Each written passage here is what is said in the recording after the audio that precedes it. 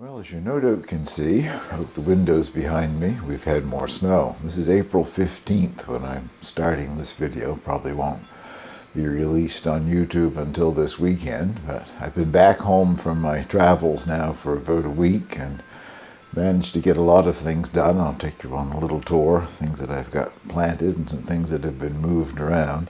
We had bare ground and fairly decent weather, all getting up 10-15 degrees, which is no heat wave, but at least it was above freezing.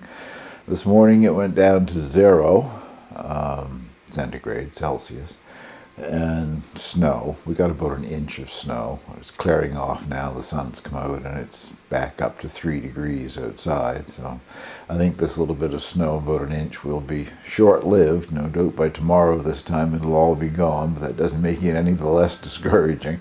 Well, let's take a little tour around and I will show you what's been going on here in the past week since I've returned and started my spring gardening. Well, I needed the space up in the grow room under the lights to start more seeds, so the pepper plants got moved down here. They're in the background there, closest to the glass in the door. And they're doing fairly well, I guess. I'll show you I even have some peppers on the cayenne variety, which I didn't have the heart to pick off. Probably by the 1st of May, I'll take one of each variety and pot it up in larger grow bags and put it out in the hoopos as sort of a sacrificial lamb to see how it makes out. And by mid-May, I should be able to put everything out there. Our temperatures are still going down, quite chilly at night. I'll show you shortly that I do have some seeds and things planted out there, but just the things that can stand to be in the garden really early in the spring as soon as you can work the soil. So that's about what the temperatures are like right now in the hoopos. Anyway, off to the far left here in the front is my rosemary plant, looking a little leggy right now. Once I put it out in the garden or out in the hoopos, I will prune it back, and that causes it to bush up. Next to that is the bay laurel, my bay leaf, which has survived the winter. It's got a little new growth coming on it. Anybody who knows what happens with these things in the wintertime, please let me know. I don't see any insects, bug infestation or anything, but this thing sprays a sticky sap everywhere all winter. I have these things sitting on plastic, and it was back closer to the window, so it was just spraying on the plastic, but I moved it out to the front so the peppers could get more light, and now I'm going to have to clean the floor again when I get this outside. Next to it is the one thing that's left in the hydroponics. That's my calendula. And I will give you a little closer look up at some of the things right off to the left there, if I can get in on them. Three little things in terracotta pots there. I bought some sage some point during the winter, just sage cuttings that were fresh. You can see them in the herb section of grocery stores. And I kept them in water to keep them fresh. And the last one that I hadn't used rooted, so it's in a pot there and doing quite well. Next to it is an apple mint, a little piece that I salvaged out of the garden and rooted. I'm going to put that in the hoopos too. And there is a sage there that, I don't know, I guess it's 2 years old. I think I started it from seeds last year and brought it in the house just to make sure that I have at least one that overwinters, and it's been in bloom for a while. Very pretty blue salvia blossoms. Sage is, this particular sage is Salvia officinalis, the herbal sage plant, related to the salvia that was annuals and perennial that we grow in flower gardens. Take you in the background there and give you a look at my 1 or 2 chili peppers. Hopefully that's in focus. I'll get in there and put a hand beside it so you won't think it's gigantic. There is one, I think on a different plant in the background that's a bit larger. There are blossoms there now that I'm trying to pick off, but when I came back home, there were a couple of peppers that had already formed, so I don't have the heart to pull them off. I'll let them grow a little bigger and use them as green chilies. Well, I have a number of things started. I just counted, and I think on that shelf under the lights there are 13 different varieties of plants, and what I will do, rather than putting the entire plant list below this particular video, I will put the things that I have got started from seed or that are growing already as seedlings. A number of things have started to come up. The beets, I think I have 24 beets planted there. I plan to sort of plant my beets in rotation this year, or at least going to give that a try. I've never started and transplanted beets before, but as soon as this 24 is ready to transplant into the hoopos, I'll start another 24 and carry on with that until I run out of seeds, hopefully give me a succession. And the thyme, I've planted 2 different kinds of thyme, and those are both up. What else? Oh, Rob Bob, the French marigolds that you sent me, I've planted just 4 of them in there, and they're coming up nicely. I plan to direct seed the rest of them, both in the hoopos and around in the vegetable beds, to ward off some of the insects and things that want to lay their eggs and destroy your plants. Anyway, that's a look at that, and I'll have a look down below at some of the seedlings that are coming along quite nicely. I raised the light up out of the way to get a better look. The first 4 plants, 2 in front, 2 in back, off to the left, those are the goji berries, and I have pruned them once and had fairly good luck with them bushing out some. Anyway, there's some leaf curl, which I'm not quite certain what might be causing that. Overwatering, underwatering, something. But anyway, they seem to be alive, and I think they'll do much better once I can get them out in the sunlight in the hoopos, but that's 2 or 3 weeks away yet. Next to that, 1 in the front, 1 in the back, are 2 tomato plants, the 2 varieties that I'm going to grow this year, Gardener's Delight and Yellow Pear, both heirloom indeterminate varieties. I've got more seeds planted up above in the, under those plastic domes for later on, but I wanted to have 2 that were started really early to see if I couldn't get some earlier tomatoes. Next to that are 6 of the sweet bell peppers that I'm going to grow this year, the same variety. Anyway, I'll put that in the list down below. It's number 13 on the list, but they weren't started as early as my other peppers. Seed didn't arrive, the main reason why, but started them as soon as I could, and they're up into the 3 or 4 leaf stage, I guess. So anyway, they'll come on quickly when they get out in the greenhouse. And the last thing on the end there is the Italian flat-leaf parsley that I was growing in the hydroponics. I took it out and potted it up in one of those grow bags, and it's been doing quite well and gives me parsley to use. Well, let's go out and have a look at my now snow-covered hoop house. I want to show you the fig trees and the few things that I've seeded in. Hopefully you can hear me for the wind.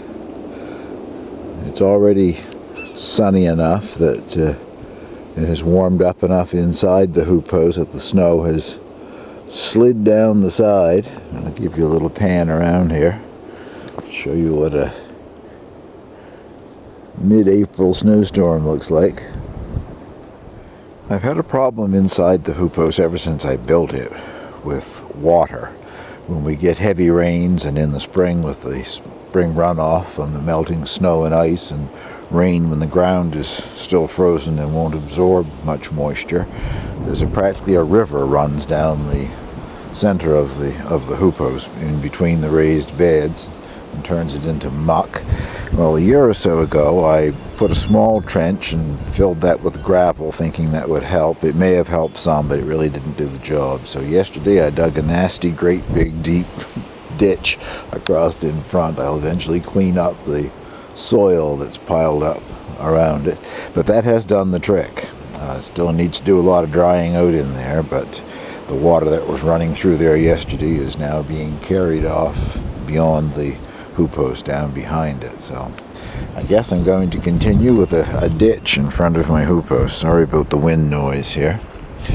I don't know, I may think about putting drainage tile in that and covering it up, but I don't think that will do the job. I think it needs to be a ditch, because it isn't the water that's sunk into the ground, it's water that's running across the top of the ground and going right under the door. So anyway, it isn't pretty, but it seems to be doing the trick. I don't want to brag. I'm scared I'll jinx the whole thing. But I think the fig made it through the winter with the heat tapes and the coverings.